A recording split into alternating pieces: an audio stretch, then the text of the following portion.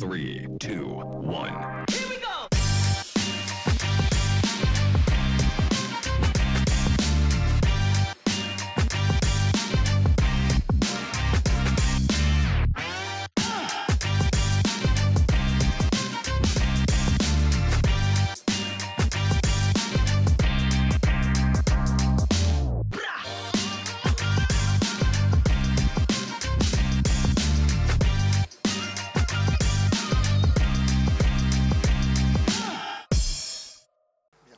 Nous lancer dans le sujet. Alors bonjour à toutes et à tous, merci d'être là.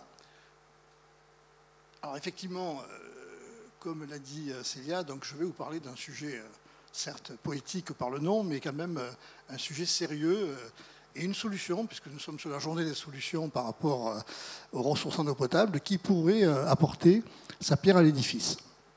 Alors, je ne vais pas revenir sur tout ce qui a été dit. Bon, un grand nombre de personnes étaient présentes ce matin par rapport à l'état des lieux qui a été fait, notamment par Antoine Orsini et par Patrick Grobillard, ou sur la climatologie en France et en Corse. Ce qui a été mis en avant, et je le reprends ici, c'est le réchauffement climatique. C'est vraiment les valeurs qu'on est amené à constater, beaucoup plus que le dérèglement climatique, certes dont on parle, qui anime les sujets de discussion, mais le réchauffement climatique est une réalité et il implique, comme ça a été dit d'ailleurs ce matin, très explicitement, un stress hydrique sur l'ensemble de nos ressources en eau. Pour témoignage, un focus plus précis, alors je viens du Lot-et-Garonne, d'Agen, et je viens vous présenter un petit peu la situation qui sévit sur ce département. Voilà, depuis les années 50 jusqu'à une projection qui a été faite sur 2047, les températures donc supérieures à 30 degrés qui ont été enregistrées sur la période donc, de mai à septembre. On constate donc, vous voyez la ligne rouge, une augmentation constante du nombre de jours de température supérieure à 30 degrés et donc qui caractérise un réchauffement climatique irréversible dans lequel on va prolonger. La prévision qui a été faite entre 2024 et 2047 est une projection mathématique, mais n'en demeure pas moins qu'il est fort probable qu'on se retrouve dans ces conditions-là. Et bien entendu, un risque de sécheresse à répétition, comme ceux que nous avons pu observer en 2003 et dernièrement en 2022. Parallèlement à cela, toujours dans les constats, un partage des constats, depuis 3 ans, les préfets de département ont pris des mesures de restriction d'usage de l'eau, interdiction d'arroser les espaces verts, de laver ses voitures, de remplir les piscines pour ceux qui ont des piscines. Donc effectivement, plus de 95 départements en 2022, 80 en 2023 et presque une trentaine en 2024. Donc un peu moins en 2024 parce qu'on a eu un automne 2023 et un printemps 2024 particulièrement pluvieux, donc qui explique cela. Parallèlement à cela, toujours dans les constats, ça a été dit également, je n'y reviens pas de trop, l'imperméabilisation des sols. Nous avons des eaux qui tombent sur des zones urbaines ou voire même des villages, des zones, disons, qui ont été imperméabilisées. On a même des zones agricoles qui, par les pratiques agricoles, sont de plus en plus imperméables et donc font circuler l'eau de manière très rapide. Et donc l'eau ne profite plus à l'infiltration et, comme cela a été dit, à la recharge des nappes. Donc indirectement, on a ce deuxième fléau qui représente un véritable danger. Dans le même temps, quand même c'est le point positif, je n'ai présenté que les points négatifs, nous avons toujours autant de pluie, ça a été dit également, mais avec des régimes variables, on les constate.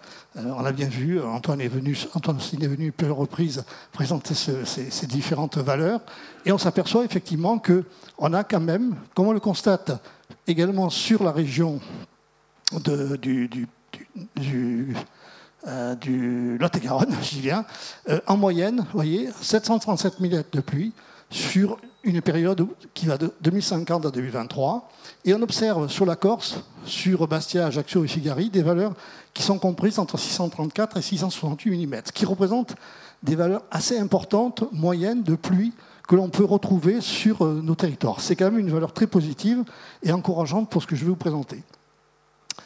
Et bien entendu, on a aussi, et alors ça a été renforcé au mois de juillet dernier, une réglementation qui s'est renforcée pour justement permettre aux particuliers, aux collectivités, aux entreprises de récupérer sur leur toit les eaux de pluie et les réutiliser pour un certain nombre d'usages. Une réglementation qui est très précise, un peu contraignantes, mais qui cadrent bien le sujet.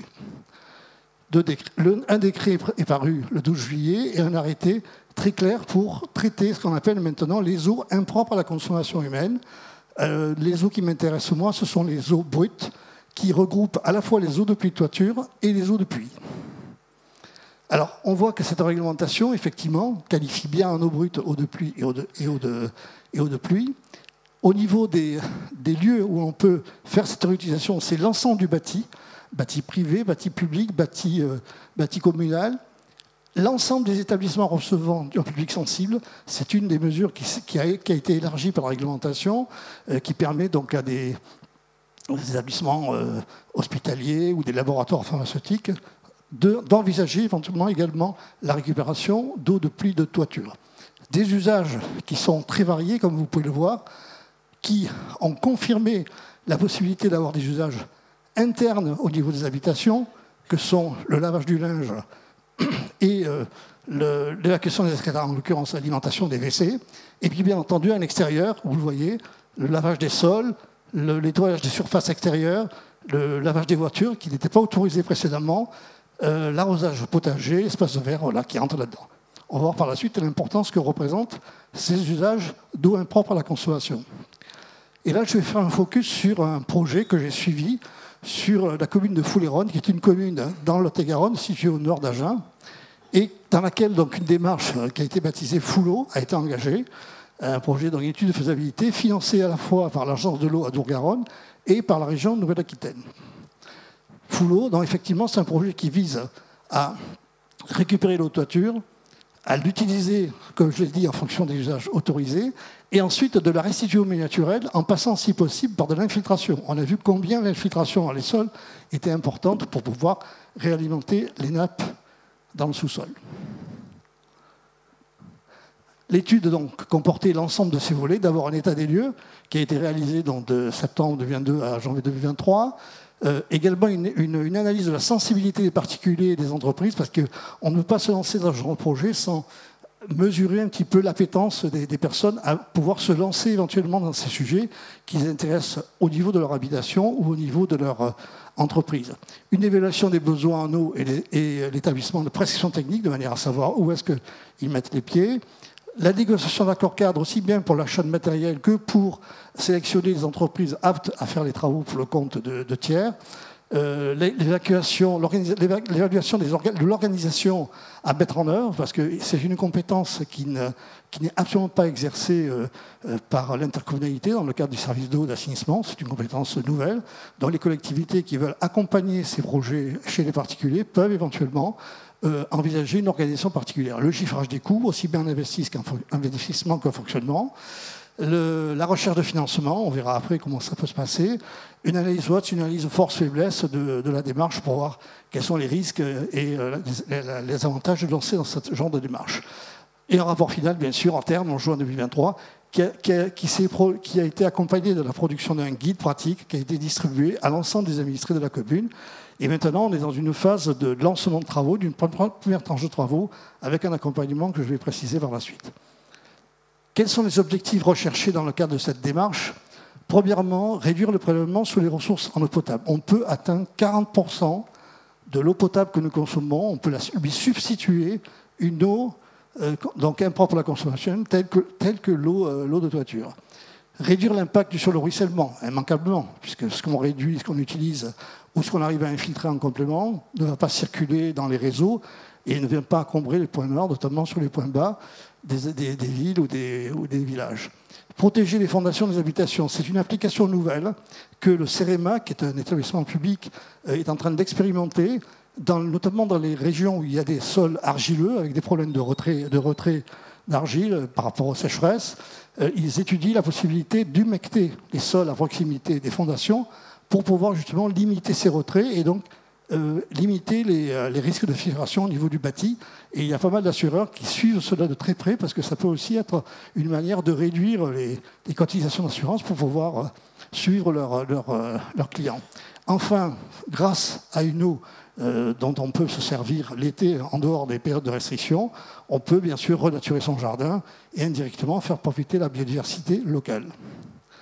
Alors en quoi ça consiste? C'est très simple, hein. Les anciens, c'est le bon sens paysan, hein. C'était j'ai l'eau qui tombe sur le toit, aujourd'hui elle est canalisée par des gouttières, je la récupère, je la stocke. Bon, c'est un peu plus moderne, les équipementiers se sont un peu perfectionnés dans le domaine. Je la stocke, je la mobilise avec du pompage, je la destine, comme on le voit, au lave-linge ou au WC, donc là c'est schématique bien sûr, et bien entendu à tous les usages externes de l'habitation. Et on va voir ce que ça représente. Voilà en moyenne notre consommation d'eau potable. On a 1% pour la boisson, 6% de nettoyage d'hiver. Bon, je vous laisse voir tous les chiffres. On s'aperçoit à peu près que les usages autorisés que j'ai cités tout à l'heure représentent 12% pour les usages extérieurs, 32% pour les usages intérieurs, donc lessive et WC, et donc globalement 44%. Ça veut dire que si tout le monde se lançait dans la récupération de l'eau depuis de toiture, on pourrait réduire le prélèvement jusqu'à 44% sur l'eau potable, ce qui est quand même assez important. Ce n'est pas 3-4%, c'est quand même important. Et voilà ce que ça représente aussi par rapport à des consommations moyennes. Par exemple, à 120 mètres cubes, ça fait quasiment 52 mètres cubes d'économiser. Vous voyez, 70 sur 160, bon, c'est quand même assez important. Et bien entendu, ça se répercute en moins sur votre facture d'eau. Alors, que peut-on attendre de la démarche? Bien évidemment, un accompagnement pour l'ensemble des particuliers, des entreprises, de la commune, pour ses propres bâtiments communaux, avec des prescriptions techniques adaptées, parce que ce qui est important, c'est d'adapter le volume en fonction de la pluviométrie locale et bien sûr des besoins et des usages qu'on veut en faire. Donc c'est là où se situe le point d'équilibre. L'accès à des financements publics. Alors il faut savoir que sur le périmètre du Lot-et-Garonne, l'agence de l'eau à Dour-Garonne accepte de financer les particuliers sous réserve que la commune, en l'occurrence la Foulayronne, se positionne comme maître d'ouvrage délégué par mandat. Donc dans ce cadre-là, elle accorde des subventions à la collectivité, qui collectivité les reverse aux particuliers, dans la mesure où la collectivité est un petit peu le garant, en quelque sorte, de la bonne exécution des travaux. D'ailleurs, c'est une condition qui est reprise également par l'agence de l'eau RMC et qui, effectivement, est une forme de caution souhaitée. Un accord cadre pour l'achat de matériel, bien entendu, des conseils pour la réalisation des travaux, une liste d'artisans agréés, c'est très important. Il y en a très peu, c'est toute une démarche de fond à engager, une économie sur la facture d'eau, et bien sûr l'affranchissement de toutes les contraintes liées aux restrictions, parce qu'effectivement, il y a beau avoir un arrêté préfectoral qui vous interdit d'arroser votre jardin, si vous avez votre bâche qui est pleine, vous arrosez votre jardin.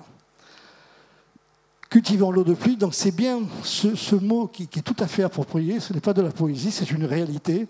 Apprenons à cultiver l'eau justement pour récupérer cette eau de pluie de toiture et l'utiliser à bon escient dans les meilleures conditions techniques à l'attention de tous les usagers, donc particuliers, entreprises, institutions, bailleurs sociaux, patrimoine public. On obtient, les perspectives sont nombreuses, bien sûr, la satisfaction globale des usagers, je l'ai dit en long, en large et en détail, au niveau des besoins des usages extérieurs et intérieurs.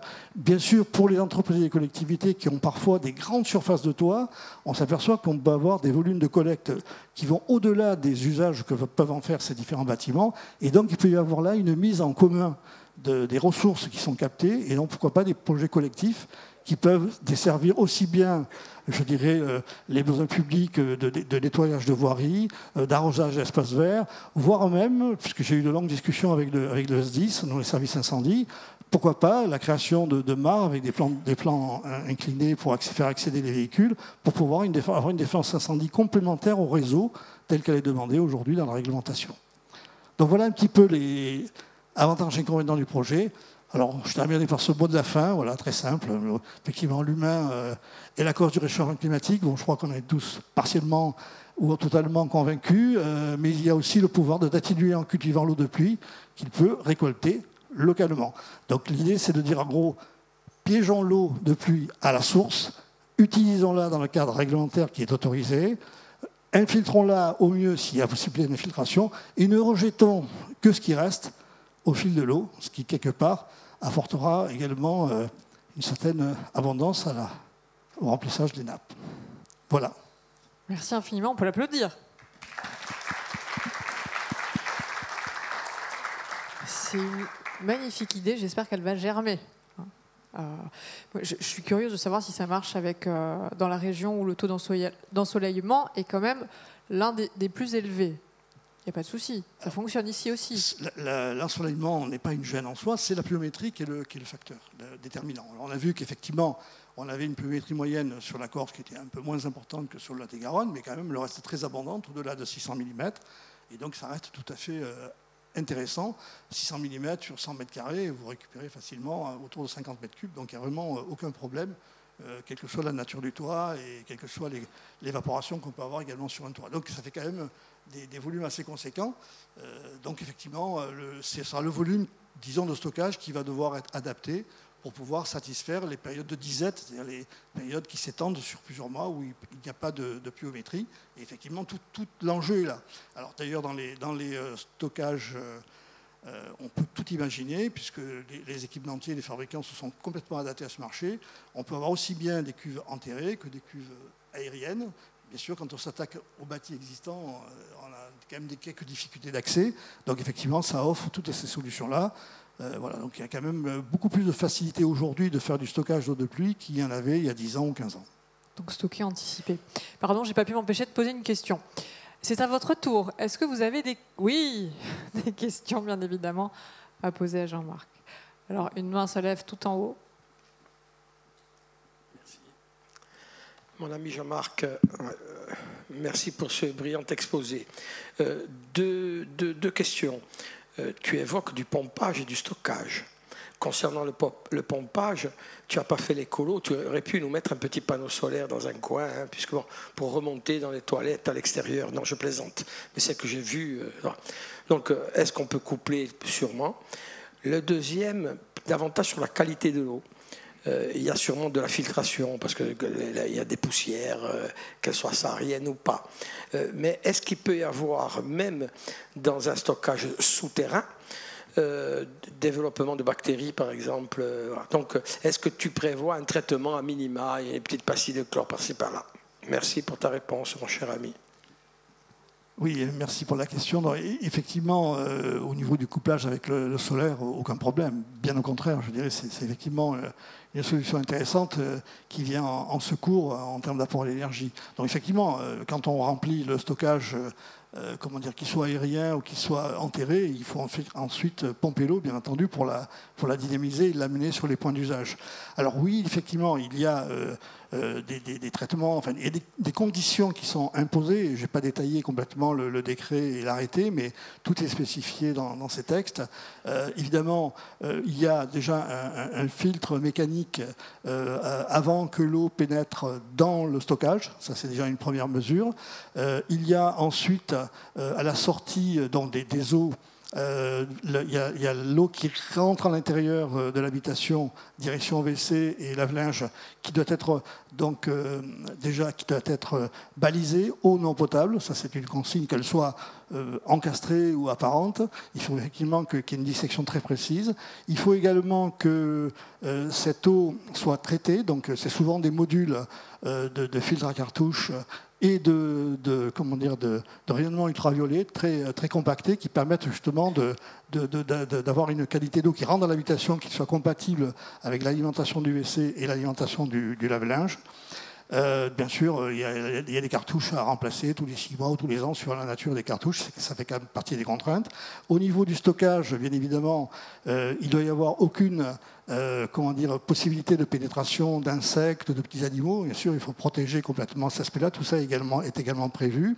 Et je ne l'ai pas dit, mais il y a également d'autoriser, parce qu'on peut supposer que, par exemple, même si le calcul du volume de stockage est parfait, avec la pluviométrie adaptée, que malheureusement on soit contraint à des périodes de disette plus importantes par rapport à la pluviométrie, il y a la possibilité d'une alimentation à partir du réseau d'eau potable, bien sûr, et qui doit se faire donc dans des conditions très particulières de séparation. Il ne s'agit pas d'un disconnecteur, mais d'une séparation avec un volume d'air, c'est-à-dire que l'eau potable arrive dans une petite cuvette qui est commandée par un flotteur et qui ensuite, bien sûr, vient en complément du stockage, si toutefois ce stockage vient manquer. Tout cela étant aujourd'hui, techniquement suivi avec des sondes de niveau et des remplissages automatiques. Donc quelque part, je veux dire, la technologie a rattrapé un petit peu ces systèmes de bon sens qui existaient chez nos grands-pères ou nos arrière-grands-parents, qui stockaient l'eau de pluie souvent dans des bassins en béton. Donc aujourd'hui, on a devant nous une technologie qui s'est adaptée et qui sait répondre à tous ces aspects-là. Merci pour la réponse. Mais elle en appelle une autre question. J'ai rendu le micro trop rapidement. J'avais oublié quelque chose de fondamental. Vous connaissez aujourd'hui la problématique, pour ne pas dire la polémique, sur les piscines. La prochaine fois, tu rajouteras une piscine. Parce qu'aujourd'hui, il y a des maires qui me disent « je vous ai écouté, pour la raréfaction de l'eau, j'interdis les piscines sur mon territoire ». Alors moi, je dis « j'ai jamais proposé d'interdire les piscines ». Par contre, dans un guide de bonne pratique, on peut construire sa piscine, la remplir en hiver, quand la ressource. Par contre, en été, quand il faut faire le complément d'eau, parce qu'il y a de l'évaporation, on pourrait le faire avec ton dispositif, Jean-Marc. Donc ça, aujourd'hui, rajoute sur ton slide une petite piscine dans un coin. Désolé d'avoir repris la parole, mais j'avais oublié le troisième point. Tu as tout à fait raison. Effectivement, c'est un point à rajouter, mais il est induit. Les remplissages estivaux de piscines sont tout à fait envisageables. Donc, il n'y a pas de souci. Merci. On avait une autre question, monsieur. Deux autres questions, pardon. Juste une petite question. Je suis tout à fait d'accord avec le stockage, avec tous les process de traitement. Mais est-ce qu'il y a eu une étude de fait sur le coût que va faire tout ce stockage par rapport au mètre cube de l'eau à l'heure actuelle? J'attendais la question. Justement, je vous ai dit dans l'étude, donc on a également réalisé tout ce qui était chiffrage, bien sûr, suivant plusieurs cas de figure, parce qu'on est parti du principe que des personnes étaient intéressées par ce principe-là, mais ne voulaient pas franchir tous les caps en termes d'usage. Certains pouvaient éventuellement dire, en gros, je veux bien réutiliser l'eau de pluie de ma toiture, mais je ne l'utilisais que pour les besoins extérieurs. L'intérieur, ça me fait un peu peur, j'ai pas envie. Bon, c'est un cas de figure. Il y en a d'autres qui peuvent éventuellement dire, non, moi je veux la totale, intérieur, extérieur, et donc prévoyez tout. Donc effectivement, il y a une forme de gradation technique qui est d'ailleurs expliquée dans le guide, et avec des budgets associés. Donc effectivement, on va dire la première base pour satisfaire des besoins extérieurs, elle va tourner autour de 4 000 à 5 000 euros à peu près hors taxe. Et la totale, ça va plutôt être entre 6 000 et 7 000 euros à peu près en investissement. Et au niveau du fonctionnement, c'est de l'ordre, c'est le coût des remplacements des filtres à cartouches. C'est tout. Hein. Donc après, bien sûr, l'obligation pour le propriétaire, de temps en temps, ouvrir un peu, regarder si tout se passe bien et qu'il n'y a pas de problème. Voilà, aucun équipement, quel qu'il soit, même rudimentaire, ne peut se passer d'un minimum d'entretien et de suivi, de surveillance. Voilà. Donc effectivement, sous ces réserves-là, alors les coûts, je vous ai dit, donc ça c'est des coûts en investissement, ramenés au prix du mètre cube. Alors là, on rentre dans un sujet un peu délicat, parce qu'effectivement, si je prends, mettons, la possibilité de satisfaire les besoins intérieurs et extérieurs, donc on va dire, allez, 7 000 euros, 7 000 euros d'investissement pour un particulier, c'est pas une mince affaire, surtout s'il s'agit, comment dire, d'une habitation existante, c'est peut-être un peu plus souple quand il s'agit d'une construction, où là, bien sûr, les engins de terrassement sont là et l'espace n'est pas encore occupé, donc on peut plus facilement travailler. Mais bon, s'il s'agit de travailler sur de l'existant, la personne va tout de suite, et ça a été le cas, rétorquer mais quelle économie je vais faire sur ma facture d'eau. Le prix de l'eau, ça a été dit plusieurs reprises, n'est pas si élevé que ça en France et en Corse. Donc en gros, si je le mets à 2 euros le mètre cube, je fais, on a vu 50 mètres cubes dans un cas de figure à 120 mètres cubes d'économie. Voilà, vous avez vite fait le calcul, ça fait 100 euros par an. Si vous avez 7 000 euros à dépenser, 100 euros par an, bon, vous faites la division, vous voyez la durée d'amortissement. Donc, si on regarde sous l'angle économique, il est évident que ça coûtera toujours plus cher que de se servir de l'eau potable. Sauf qu'on a vu que l'eau potable, on avait quand même des rencontres, on avait des difficultés, les restrictions d'une part, l'observation faite par les gestionnaires des ressources en eau par rapport aux usages, le besoin bien sûr d'être sobre dans la consommation d'eau, c'est nécessaire, mais voilà, si on regarde le projet, ou du moins cet aspect des choses que sous l'aspect économique, évidemment, on l'ouvre et on ferme. Après, il faut regarder l'aspect disponibilité de l'eau en période de restriction, c'est quand même un plus. Maintien d'un certain confort des usages. Je ne vois pas mon jardin mourir, je ne vois pas mon potager mourir, j'ai de l'eau, je peux l'utiliser. C'est quand même une continuité, disons, dans ce qui a été fait. Et puis c'est aussi un effort collectif. je dirais, à la préservation des ressources en eau. Je veux dire par là que je ne dis pas que c'est la solution universelle pour régler tous les problèmes de ressources, mais c'est une pierre à l'édifice, justement en complément de tout ce qui a été dit, la réutilisation des eaux usées, la massification des stockages hivernaux, le stockage intersaisonnier. L'avantage, c'est que c'est une solution qui ne nécessite pas de déploiement de réseaux, d'infrastructures lourdes, qui reste attachée à l'habitation, qui certes a un coût brut, mais qui est maîtrisable à la parcelle. Et en plus, on est dans le respect du Code civil qui prévoit que toute l'eau qui tombe sur votre parcelle, quand vous êtes sur une maison individuelle, en gros, vous appartient et vous pouvez en faire ce que vous voulez avec l'obligation de ne pas dégrader les fonds inférieurs. Donc, quelque part, c'est la solution la plus simple à mettre en œuvre. Elle est coûteuse, elle nécessite l'engagement et le volontariat de la personne, d'où la nécessité de rechercher des financements. Alors, je reviens au cas de Foulayronnes.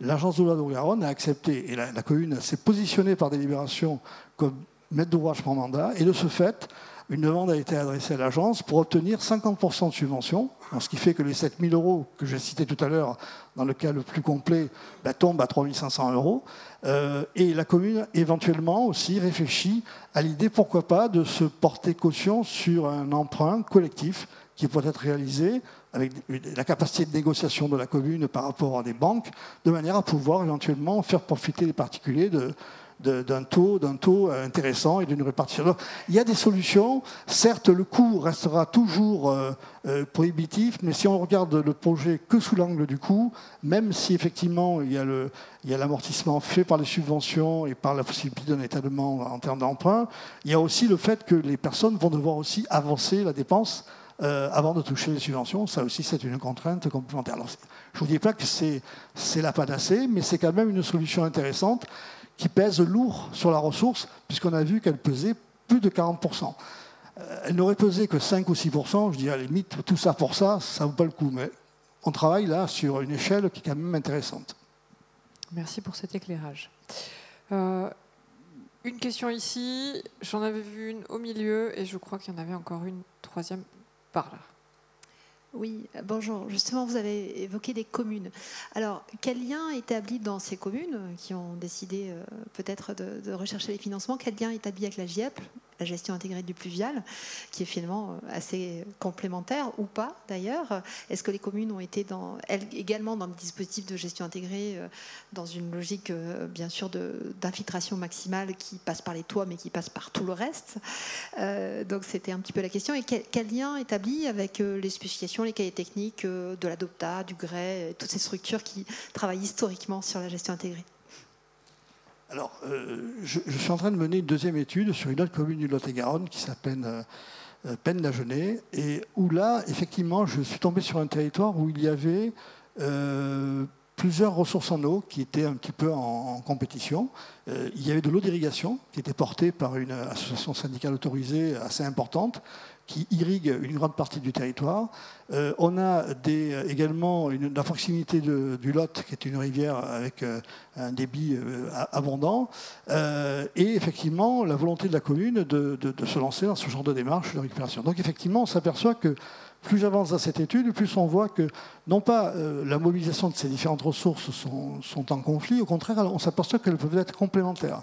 C'est-à-dire que, par exemple, tout à l'heure, j'ai cité l'idée de dire, en gros, on peut compléter ce qui manque d'eau de pluie dans le stockage par de l'eau potable. Mais sur cette commune-là, je vais pouvoir avancer sur le terrain on peut aller chercher de l'eau d'irrigation, donc de l'eau non potable, pour compléter le remplissage du stockage. Vous voyez, solution que je n'avais pas sur la commune de Foulayronnes. Donc voilà une complémentarité. Et après, au niveau toujours de cette même commune, il faut savoir qu'elle a un réseau unitaire qui collecte aussi bien les eaux de pluie que les eaux usées, et avec un effet de saturation au niveau de la station d'épuration, qui est toute récente, et où ils ont dû construire un bassin d'orage pour pouvoir écrêter les débits et ne pas lessiver la biologie de la station. Et donc, de ce fait, ils voient d'un très bon œil le fait de limiter l'infiltration d'eau pluviale dans le réseau, même s'il a été conçu de manière unitaire. Donc là aussi, toutes les solutions visant à réutiliser la source, infiltrer si possible et éviter de saturer les réseaux sont les bienvenues.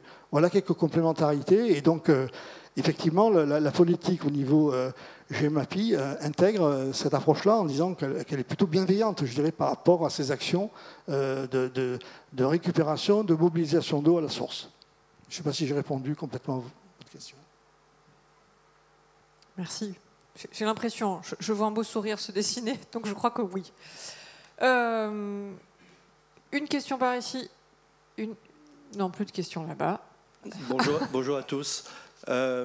Imaginons un bâtiment qui soit équipé pour la récupération d'eau de pluie, pour les toilettes et puis le lave-linge par exemple.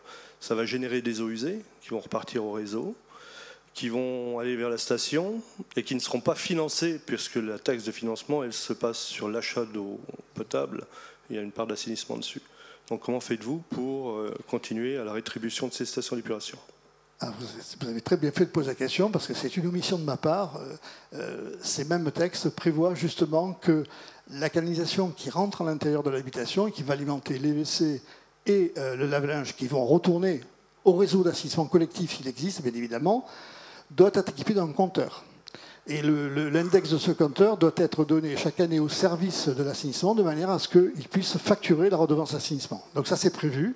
Donc après, bien sûr, vous allez me dire, mais si la personne ne renvoie pas son index, il faut savoir que ce même service de l'assainissement a droit de regard, puisqu'il a connaissance par les déclarations qui sont faites pour pouvoir mettre en œuvre une installation de ce genre. Elle doit être déclarée pour une particulier en mairie, et le maire doit faire remonter la demande en préfecture. Donc logiquement, on peut espérer que le service soit renseigné de l'existence d'une récupération d'eau et donc d'un usage interne de l'habitation, et donc de ce fait est en droit de réclamer l'index qui doit être mesuré par un compteur. Et le service a même le droit, pas le droit de police, presque, de pouvoir aller vérifier si ce compteur fonctionne et s'il est en place. Voilà. Donc il y a quand même ce point-là a été également abordé. J'ai oublié d'en parler. Je vous prie de m'en excuser. En complément, c'est vrai que c'est une vraie lourdeur qui sera un vrai frein à l'installation de la récupération d'eau de pluie sur les bâtiments, notamment particuliers, et qui serait temps peut-être d'évoluer vers une législation qui permette d'avoir une taxe au nombre d'habitants par habitation plutôt qu'une taxe au mètre cube rejeté, qui serait beaucoup plus simple. Vous avez raison, il y a certainement des assouplissements. Sur l'assainissement non collectif, aucune contrainte, pas de comptage, puisqu'effectivement, les eaux usées restent localement, sur la parcelle. C'est une question ou une réponse, Grégory? Non, une question et en même temps un avis aussi par rapport au prix sur l'assainissement. Non, moi c'était un petit peu dans le sens que, vous avez parlé beaucoup pour des maisons individuelles, mais j'imagine que dans vos études, peut-être que vous avez aussi envisagé ce type de dispositif pour justement des habitants, des immeubles ou peut-être des bâtiments qui ne sont pas simplement que maisons, jardins, piscines. Et justement, comment ça va se passer alors du coup pour la tarification, pour l'assainissement dans le cadre d'un immeuble, quoi? Tout à fait, vous avez raison. J'ai surtout ciblé les habitations individuelles parce qu'effectivement, elles offrent des espaces où le stockage est plus facilement implantable, où il y a des espaces verts, et ainsi de suite. Mais effectivement, ça s'adresse aussi bien aux immeubles. Et là, effectivement, aux immeubles et aux bâtis communal, que ce soit une école, que ce soit une mairie, un palais des congrès, on peut tout imaginer. Dans le cas des immeubles, effectivement, la réglementation que j'ai parlé tout à l'heure, du mois de juillet dernier, moi je n'ai ciblé que la partie eau depuis de toiture, mais elle aborde aussi les eaux grises, qui sont dans les immeubles. Elle aborde aussi les eaux usées de manière générale, donc les eaux... voilà. Et donc là aussi il y a des solutions, c'est-à-dire effectivement c'est toujours pareil, c'est toujours plus simple de le faire quand l'immeuble n'est pas encore construit et qu'on peut envisager des solutions de double réseau ainsi de suite que quand il faut revenir sur un immeuble existant, bien évidemment. J'ai à l'étude actuellement un projet sur Agen de création d'un centre technique qui va regrouper les moyens de la commune d'Agen et de l'agglomération d'Agen. C'est une agglomération à peu près sensiblement équivalente à celle d'Ajaccio. Et donc c'est un projet qui est sur la feuille blanche. Et je vais travailler à l'architecte justement pour intégrer tous ces volets-là. Donc on va essayer effectivement de séparer les eaux grises, parce que les eaux grises ont l'avantage d'être plus chaudes, on peut récupérer des calories, on peut les traiter et les réutiliser pour alimenter les WC, donc avec un double réseau bien sûr. On peut aussi, bien sûr, sur toutes les surfaces imperméabilisées, récupérer les eaux de pluie en toiture, bien sûr, mais aussi en périphérie, les amener en stockage, envisager éventuellement, parce que ce sera le lieu de départ, par exemple, d'arrosage des espaces verts ou d'arrosage de voiries. Donc là, il est prévu que cette eau serve et contribue à ces usages-là. Mais si je reviens à un immeuble, on peut donc envisager un stockage en pied d'immeuble, voire 2 stockages. Un stockage pour les eaux grises, qui va obéir à un circuit différent de celui des eaux de pluie, et disons un stockage d'eau de pluie qui servira aux espaces verts qui environnent le bâtiment, mais qui aussi peut remonter dans le bâtiment pour des usages complémentaires sur les WC, sur les lave-linges différents. Toujours avec les mêmes contraintes, comptage des eaux qui reviennent disons, au circuit collectif d'eau usée. Si on raisonne sur les eaux grises qui peuvent marcher en canard dans l'immeuble, en circuit fermé, évidemment, là, il n'y a pas de rejet dans le collecteur, donc il n'y a pas nécessairement d'application de redevance. Mais par contre, s'il y a rejet dans le collecteur, effectivement, il faut un comptage à ce niveau-là. Donc oui, tout à fait. Alors c'est sûr, ça alourdit un petit peu la gestion, le système, le suivi, mais voilà, c'est au respect de ces contraintes-là qu'on peut arriver à atteindre, disons, une baisse de pression sur l'eau potable de l'ordre de 40%. Quand on regarde que, effectivement, tout ce qui est mise en œuvre de bons gestes en termes de sobriété ou d'équipement sur la robinetterie peut atteindre 10-15%, et on dit que ce n'est pas négligeable, voilà, là j'affiche 40%, qui est tout à fait réaliste et qu'on peut atteindre. Donc c'est un enjeu intéressant en termes de sobriété, on va le dire, de l'usage de l'eau potable. Merci Jean-Marc. Une nouvelle question ou là-bas?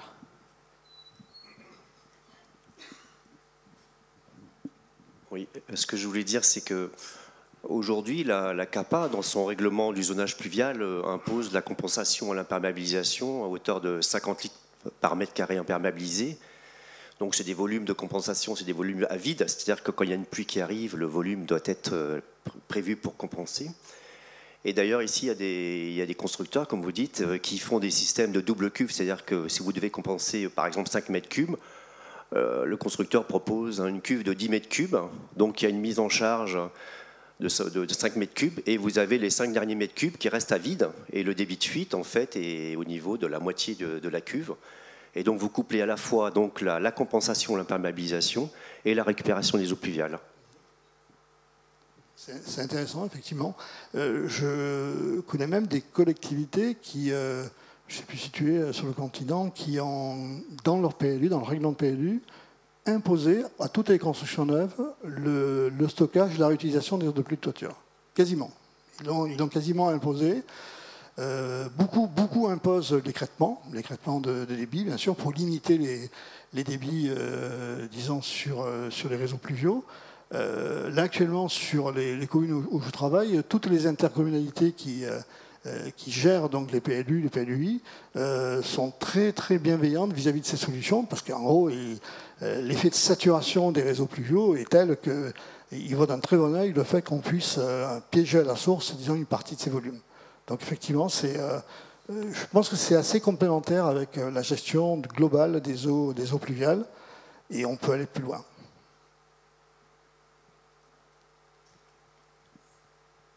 Avons-nous une dernière question? Ou est-ce que Jean-Marc a été suffisamment efficace avec cette idée de cultiver l'eau de pluie, qui en tout cas a suscité beaucoup de curiosité? Je n'ai plus l'impression. Où ça? Ah pardon. Allez, une dernière question, monsieur qui est devant.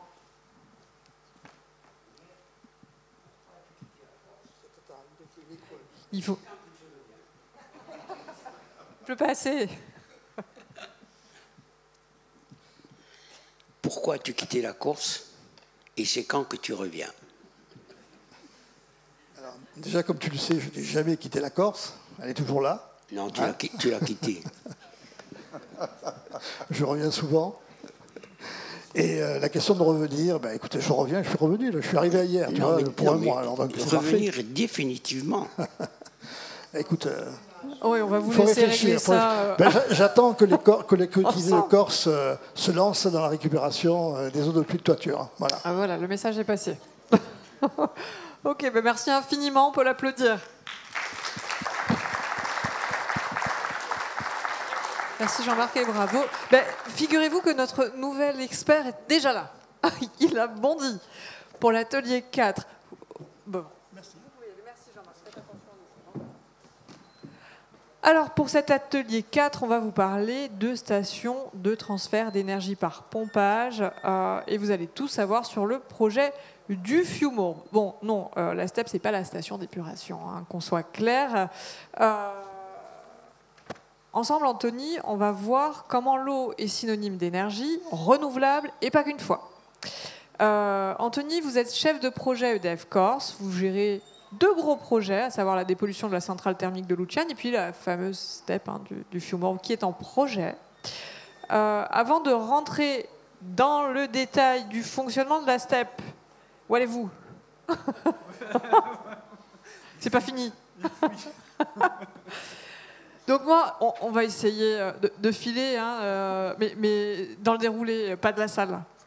Je voudrais qu'on se projette à l'horizon ensemble 2050, ok, et que vous me parliez de l'ambition énergétique. Alors, l'ambition énergétique... bonjour, pardon, je commence directement. C'est vrai que je réponds à la question, je n'ai même pas dit bonjour à tout le monde. Bonjour à toutes, bonjour à tous. Merci d'être restés pour les derniers. Alors, effectivement, on va regarder l'eau sous l'angle énergétique. Donc, l'ambition énergétique côté Corse est un peu analogue à tous les systèmes électriques dans le monde. C'est une ambition de décarbonation de la production d'énergie électrique. Avec l'ambition côté Corse aussi d'avoir une autonomie énergétique à l'horizon 2050. La décarbonation, c'est difficile à dire. Bon, le fait d'éviter d'émettre de CO2 passe en particulier pour tous les systèmes dans la volonté d'avoir l'installation de moyens de production photovoltaïques, éoliens. C'est ce qu'on appelle dans le langage courant l'énergie intermittente. Alors pourquoi on appelle ça comme ça? C'est que c'est des énergies qui produisent uniquement quand il y a du soleil et du vent. Et donc tous les systèmes énergétiques aujourd'hui sont confrontés avec ce développement des énergies intermittentes à la problématique que la production n'est pas à l'heure où le client en a besoin. Et donc en face de ces moyens de production énergétique photovoltaïque ou éolien, les systèmes énergétiques ont besoin d'outils de stockage et la STEP rentre dans les solutions comme outil de stockage. Alors en quoi elle peut être une alternative finalement durable grâce à une simple goutte d'eau mais qui va travailler plein de fois? Alors la STEP, du coup, comme vous l'avez dit, il ne faut pas la confondre avec une station d'épuration. Donc c'est une station de transfert d'énergie par pompage. Donc qu'est-ce que c'est concrètement? Comme vous l'avez dit, c'est de la réutilisation de la goutte de pluie. Hein. On parle beaucoup de la problématique des gouttes d'eau et la raréfaction de ces gouttes d'eau dans le temps. Et donc la STEP, sur une installation, va d'une part descendre la montagne. On l'illustrera tout à l'heure, ce qui va permettre de produire de l'électricité.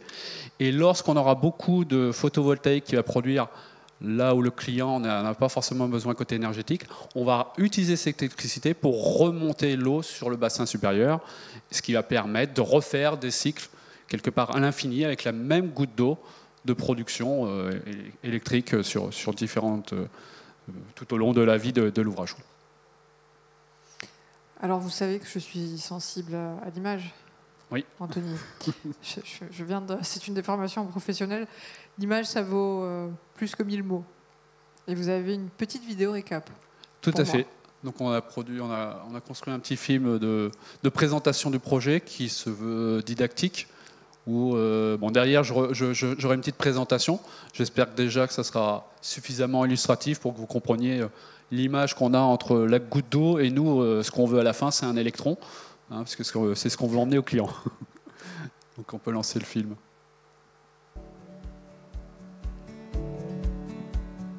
Aujourd'hui, le mix énergétique de la Corse repose sur un trépied équilibré entre le thermique, les liaisons électriques avec la Sardaigne et l'Italie et les énergies renouvelables, la principale étant l'énergie hydraulique. D'ici 2050, la Corse vise l'autonomie énergétique en s'appuyant largement sur la production d'énergie renouvelable, notamment le photovoltaïque, mais aussi l'éolien et le développement associé de moyens de stockage d'énergie. Hormis l'hydroélectricité, la plupart des ENR sont intermittentes et non pilotables. Elles produisent de l'électricité lorsqu'il y a du soleil ou du vent. Avec la création d'une STEP, une station de transfert d'énergie par pompage, l'énergie hydraulique, stockable et mobilisable, peut être réutilisée plusieurs fois afin de sécuriser le système électrique. La STEP permet en effet de décaler la production d'électricité au moment des pics de consommation. Une STEP est composée de 3 éléments principaux. Tout d'abord, 2 bassins situés à des hauteurs différentes, un supérieur et un inférieur, ainsi qu'une usine équipée notamment de turbines et de pompes à proximité du bassin inférieur. Elle est reliée au bassin supérieur par une conduite forcée. Aux heures de forte consommation d'électricité, sur demande du système électrique, les turbines de production sont mises en rotation par l'eau descendant depuis le bassin supérieur au travers de la conduite forcée. Les turbines entraînent l'alternateur qui produit alors de l'électricité. L'eau utilisée est stockée dans le bassin inférieur. Aux heures de forte production des énergies renouvelables intermittentes, le système de pompage est mis en service pour faire remonter l'eau du bassin inférieur vers le bassin supérieur. C'est l'énergie verte produite par les ENR qui permet de remonter l'eau. La programmation pluriannuelle de l'énergie 2024-2028, votée par l'Assemblée de Corse, prévoit la création d'une STEP. Elle sera située le long du Fiumorbu, sur les communes de Ghisogne et de Lugo-di-Naz, sur un site qui présente un intérêt majeur. Les principaux ouvrages et équipements nécessaires y existent déjà. La retenue de San Paul constituera le bassin supérieur et celle de Trevadine, le bassin inférieur. Située à proximité de la retenue de Trevadine, l'usine de Lugo-di-Naz a aujourd'hui une puissance installée de 45 MW avec 2 groupes pour la production d'électricité. Avec le projet STEP, en mode turbine, l'eau de la retenue de San Paul continuera de descendre les 230 mètres de dénivelé par la conduite forcée existante pour rejoindre l'usine. Et l'électricité produite continuera d'être distribuée par le réseau électrique. Grâce à une nouvelle fonction de pompage ajoutée à la centrale, l'eau de la retenue de Trevadine pourra être remontée vers la retenue de San Paul par la même conduite. Elle deviendra ainsi disponible pour un nouveau cycle de turbinage et de production d'électricité. Ce projet préservera les débits réservés du Fiumorbu et tiendra compte des différents usages de l'eau de ces retenues, dont les volumes pour l'office hydraulique. Pour ajouter cette nouvelle fonction de pompage à l'aménagement existant, des travaux sont nécessaires à l'extérieur et à l'intérieur de la centrale. De façon simplifiée, à l'extérieur, il faut d'abord construire une nouvelle prise d'eau. Elle accueillera 4 pompes de gavage immergées, dont le rôle est d'aspirer l'eau de la retenue et d'alimenter la pompe principale située dans l'usine. À l'intérieur, cette pompe principale accouplée à l'alternateur permettra de prélever l'eau de la retenue de Trevadine et de remonter les 230 mètres via la conduite forcée vers la retenue de San Paul. 2 robinets sphériques seront ajoutés pour permettre ces 2 modes de fonctionnement. Ce chantier s'étalera sur une durée d'environ 3 ans.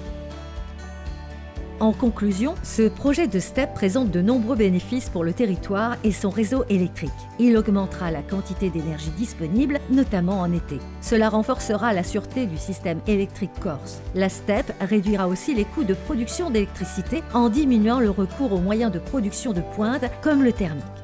Enfin, la STEP permettra d'insérer plus d'énergie renouvelable dans le système électrique corse. Un atout important dans la perspective d'une autonomie énergétique en 2050. Pas mal le petit film. Moi j'ai remarqué une chose, cette dame elle nous parle au futur, hein, elle ne nous parle pas au conditionnel. Alors c'est un projet, mais... Oui, tout à fait. C'est un projet, comme on dit chez nous, qui est en phase développement. On est actuellement... Alors on a déposé les dossiers d'autorisation administrative. Et on est actuellement en train de construire les dossiers pour rechercher le financement de ce projet-là. C'est avec l'objectif côté EDF d'avoir une décision d'investissement horizon second semestre de l'année prochaine. Demain. Oui. Alors je sais pas, je me permets, du coup, j'ai quelques slides de présentation. Je vais rentrer un petit peu dans le détail, comme ça peut-être que derrière ça évitera quelques questions. Alors, je me tourne. Voilà. Alors j'ai fait quelques slides très rapides. Bon, alors déjà la STEP, on a déjà parlé, donc c'est une station de transfert d'énergie par pompage. C'est un objet de stockage. Hein, c'est pas un objet où on produit, voilà, on n'installe pas des turbines, on ne va pas produire de l'électricité supplémentaire. Bon, ça en permettra, mais c'est d'abord un outil de stockage, et dans les systèmes électriques, c'est à comparaître avec des systèmes type batterie. Hein. Concrètement, on est en concurrence avec des systèmes de batterie, comme les batteries de votre téléphone, bon, à des dimensions plus importantes, mais c'est des systèmes de stockage. L'aménagement de Saint-Paul est adapté pour le transformer. Alors, comme vous l'avez vu, l'aménagement de Saint-Paul, donc c'est un aménagement qui existe déjà, sur lequel on fait de la production d'électricité. Et donc, l'objectif, c'est de transformer cette installation-là en installant des pompes de façon à pouvoir remonter l'eau. Donc, et ce site est en particulier adapté puisqu'on a déjà un barrage amont, mais aussi un barrage aval, ce qui n'existe pas forcément tout le temps sur les installations hydroélectriques. Donc, ce qui fait aussi que c'est un site intéressant, du coup, c'est que d'un point de vue environnemental, il a très peu de conséquences, puisque globalement, toutes les installations existent déjà, à part les pompes qui seront installées soit dans la prise d'eau, soit à l'intérieur au niveau de l'usine. Une solution innovante, alors quand on met ça, des steps, donc des stations de transfert d'énergie par pompage, ça existe depuis très longtemps, hein, ça existe sur le continent, il y en a des très grosses avec des puissances très importantes. Donc là, ce qui est innovant, c'est de transformer justement une usine existante qui aujourd'hui produit uniquement, de la transformer en step en lui ajoutant la fonctionnalité de pompage. Et donc cette fonctionnalité, on va pouvoir, avec la même goutte d'eau, la faire tourner de façon incessante et produire même à des horizons de temps où aujourd'hui on n'a pas forcément de l'eau. Au moins 2 fois par jour. Alors ce qu'on pense dans nos scénarios, hein, dans nos simulations, effectivement, aujourd'hui comme partout, j'imagine, alors je n'ai pas participé à tous les ateliers, mais la ressource en eau, en particulier en été, devient particulièrement complexe. Nous, l'aménagement de Saint-Paul en particulier, quand c'est l'été, il est contraint, parce qu'on n'a pas beaucoup de ressources en eau effectivement sur cet aménagement. Et donc avec la STEP, avec ce volume d'eau qu'on va réserver pour monter et descendre, on va pouvoir en particulier produire plus d'électricité l'été, et en particulier aux pointes estivales du soir, où on a beaucoup de tourisme en Corse, et donc une forte pointe de consommation à la pointe du soir.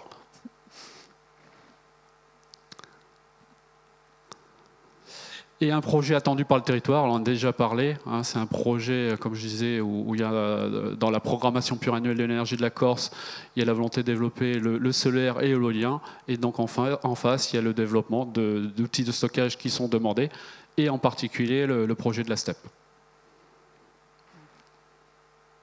Alors là, je vais passer très rapidement, c'est l'image en dénivelé de l'usine, c'est surtout pour illustrer par quelques photos du site. Hein, donc on est sur le Flumorbe, là vous voyez une image du barrage de Saint-Paul, il fait 1,6 million de mètres cubes de retenue. Derrière, un aménagement hydroélectrique. Hop, je vais essayer de... Donc derrière la retenue supérieure, donc vous avez une galerie, derrière une conduite forcée qui est au-dessus de l'usine. Et là, vous avez votre usine. Donc l'usine, là, c'est l'usine de Trévadine. Hop. Non, j'essaye de faire les deux en même temps, j'y arrive pas. Pardon. Voilà, là, c'est l'intérieur de l'usine qui est actuellement en 2 groupes. La puissance installée globale fait 44 MW. Et donc, c'est sur une de ces turbines-là qu'on installera la pompe principale. Et là, c'est une photo vue globale. Vous voyez l'usine qui est dans le creux et le barrage de Trévadine avec sa retenue qui fait un peu plus de 200 000 m3. C'est une retenue qui est aussi dans l'histoire, j'ai vu qu'il y avait M. Politi, qui sert aussi, il y a une prise d'eau de l'aménagement de l'office hydraulique au niveau de cette retenue pour irriguer toute la vallée à l'aval.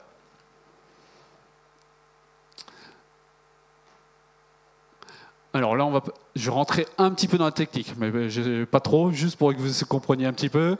Donc, bassin supérieur, donc quand on est en fonctionnement turbine, donc on est en fonctionnement en turbine, donc vous avez de l'eau dans votre bassin supérieur, il descend, il fait tourner votre turbine. Sur cette turbine, vous avez couplé ce qu'on appelle l'alternateur. L'alternateur, c'est lui qui produit l'électricité, et l'électricité va sur le réseau électrique. Et donc bien sûr, quand le bassin supérieur se baisse, le bassin inférieur monte au niveau d'eau. Et donc là, le projet, qu'est-ce qu'on fait? On installe, alors là, sur la même ligne d'arbre, avec un coupleur qui permettra d'être dans la fonctionnalité turbine ou pompage, on va installer une pompe. Et donc, comme je disais tout à l'heure, lorsqu'il y a beaucoup d'électricité sur le réseau, mais qu'il n'y a pas beaucoup de besoins côté clientèle, donc en particulier quand il y a, on va dire, midi, 14h, là, quand il y a beaucoup de photovoltaïque, donc là, on a un surplus de production d'électricité. Donc, le côté réseau, il marche, lui? Non, il ne marche plus. Si? Ah, si. Donc, côté réseau, là, on va consommer l'électricité, on va faire tourner l'alternateur devient moteur, et il fait tourner la pompe. Et donc la pompe permet de remonter l'eau du bassin inférieur vers le bassin supérieur. Et donc après, c'est le cycle dont on parlait tout à l'heure, quelque part un peu infini, où la goutte d'eau peut remonter et descendre de façon indéfinie, sachant que la goutte d'eau là, fait à peu près 200 000 m3. C'est une belle goutte d'eau. C'est une belle goutte d'eau, là. Alors, pour le système électrique, donc ça permet de turbiner plus. J'en ai parlé en particulier l'été, parce que du coup, cette goutte d'eau qu'on va conserver, elle va nous permettre de turbiner plus, en particulier en été. Ça réduit le risque de défaillance en été. Alors pour ceux qui habitent en Corse, vous avez dû voir l'été dernier, l'été encore qui vient d'arriver, on envoie des fois des messages parce que la situation du système électrique, en particulier en saison estivale, à la pointe du soir, peut être compliquée. Donc avec une step, on va permettre de réduire le risque de défaillance.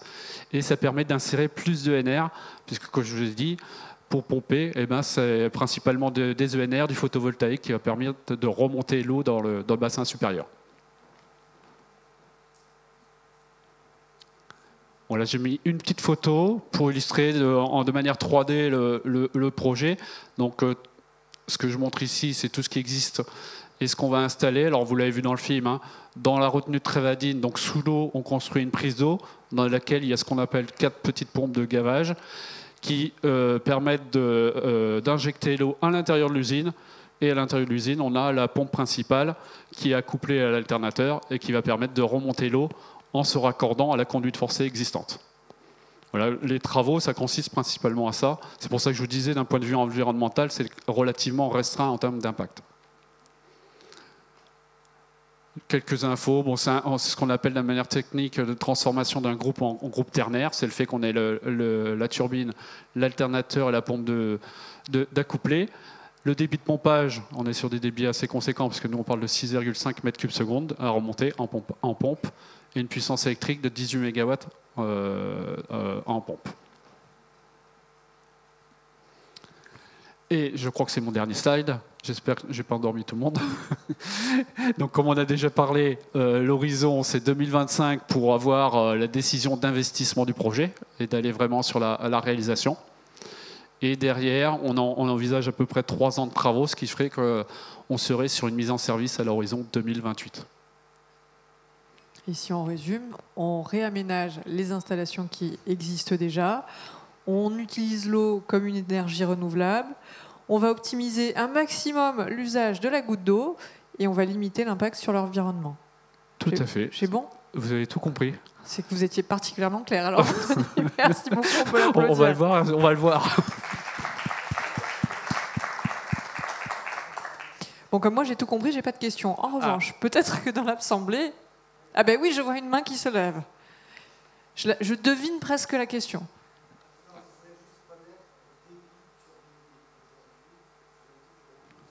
Le débit, alors il y a 2 groupes, comme je disais, et chaque groupe font 12 m3 secondes.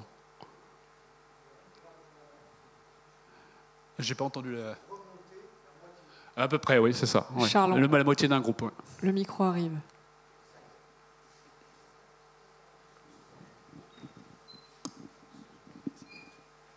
Donc juste pour poser la question, les sites de production d'énergie renouvelable qui justifient cette installation, elles ne sont pas sur le site, elles sont ailleurs. Ah oui, là on parle de la programmation pluriannuelle de l'énergie, avec la volonté, alors je n'ai pas les chiffres précis, mais je crois que par rapport à 2018, on doit plus que doubler l'installation de production photovoltaïque en Corse, et bien sûr c'est sur tout le territoire en Corse.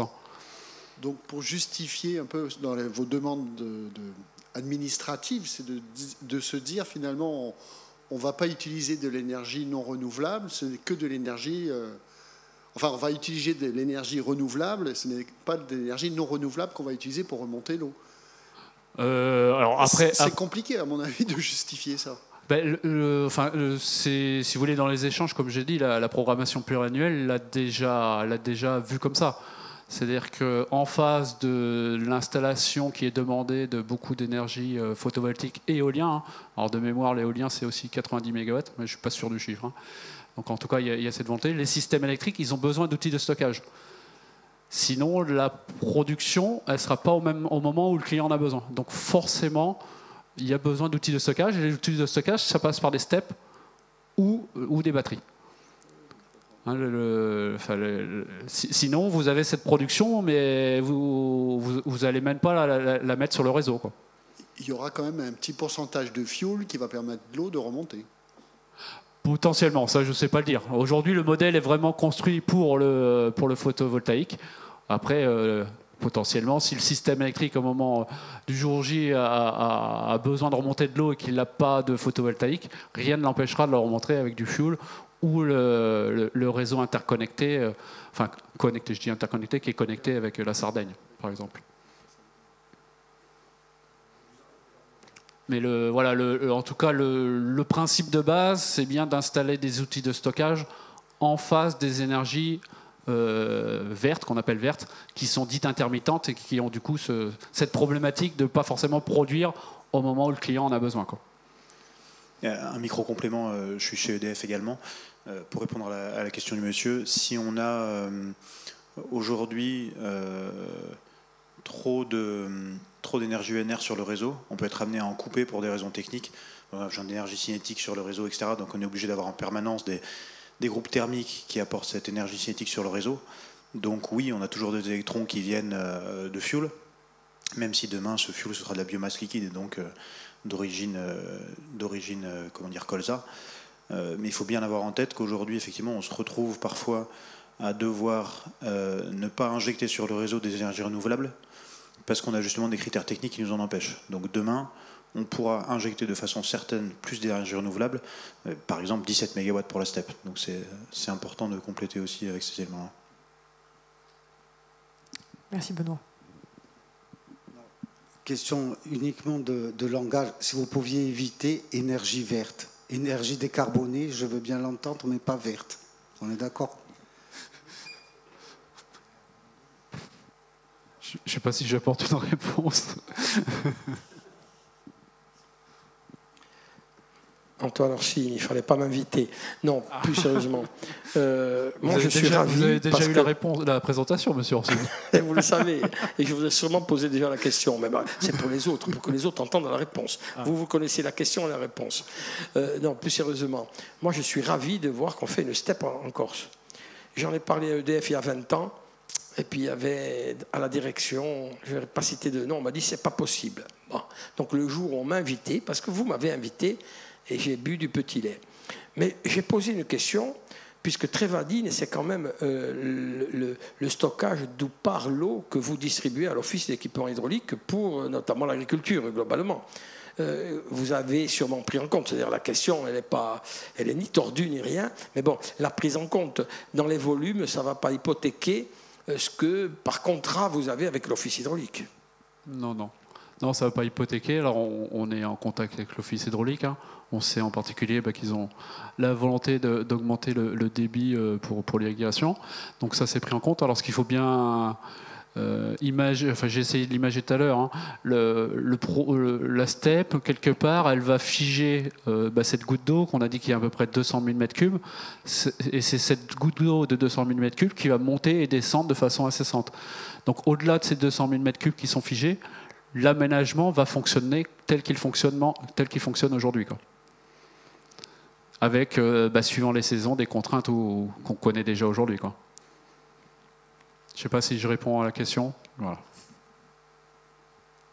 Manifestement, oui. Est-ce qu'on a une autre question ? Ou pas ? Je n'ai pas l'impression. Je suis étonnée qu'on n'ait pas demandé et la biodiversité dans cette histoire. Comment on limite l'impact ? Alors l'impact, il est regardé, comme je dis tout à l'heure, on a déposé les dossiers d'autorisation, donc on a fait, réglementairement, il y a toute une série d'études à faire vis-à-vis de la biodiversité. Bon, comme je l'ai dit tout à l'heure, l'impact est globalement nul, puisqu'on est sur un aménagement qui existe déjà. Donc l'impact, il a été fait, on va dire, à la construction de l'aménagement existant, quoi. Aujourd'hui, on installe une prise d'eau dans l'usine de Trévadine avec un fonctionnement qui va un peu évoluer, mais qui est principalement sur la fréquence, je rentre un petit peu dans la technique, de la fréquence du marnage de l'aménagement de Trévadine. Et vu de chez nous, c'est un impact mineur sur la biodiversité. Donc Antoine, on ne va pas turbiner tes petites bêtes.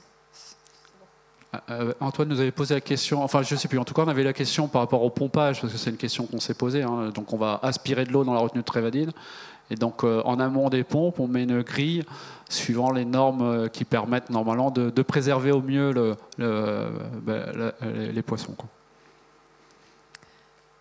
Avons-nous d'autres questions? Ou est-ce qu'Anthony a répondu à toutes vos interrogations? J'ai l'impression que vous avez fait le job. Bravo. On peut l'applaudir. Merci, au revoir. Merci Anthony.